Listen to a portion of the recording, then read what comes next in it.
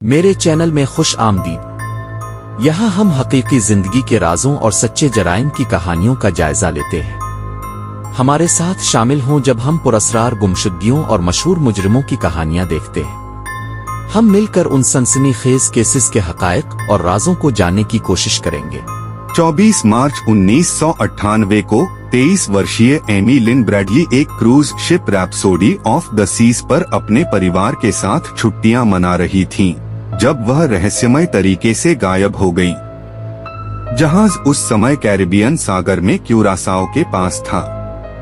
Amy को आखिरी बार सुबह 5:30 बजे उनके पिता ने केबिन की बालकनी पर आराम करते हुए देखा था, लेकिन सुबह 6 बजे तक वह गायब हो चुकी थीं।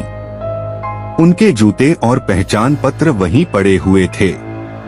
जहाज और आसपास के समुद्री क्षेत्र में गहन खोजबीन के बावजूद एमी का कोई सुराग नहीं मिला। सालों बाद इस मामले से जुड़े चौंकाने वाले सुराग सामने आए। कुछ गवाहों ने दावा किया कि उन्होंने क्यूरासाओ के एक समुद्र तट पर एमी जैसी दिखने वाली एक महिला को 2 आदमियों के साथ देखा। 2005 में बारबाडोस में एक पर्यटक ने एक डिपार्टमेंटल स्टोर के बाथरूम में एक परेशान महिला से मुलाकात की, जिसने कहा कि वह एमी ब्रैडली है और मदद की गुहार लगाई। सबसे डरावनी बात तब हुई जब एमी के परिवार को एक अनाम ईमेल मिला, जिसमें एक महिला की तस्वीर थी जो एमी जैसी दिख रही थी। इससे यह शक गहराया कि उसे मानव तस्करी के लिए अगवा किया गया। आज तक एमी लिन ब्रैडली का मामला एक अनसुलझी पहेली बना हुआ है। क्या वह किसी साजिश का शिकार हुई?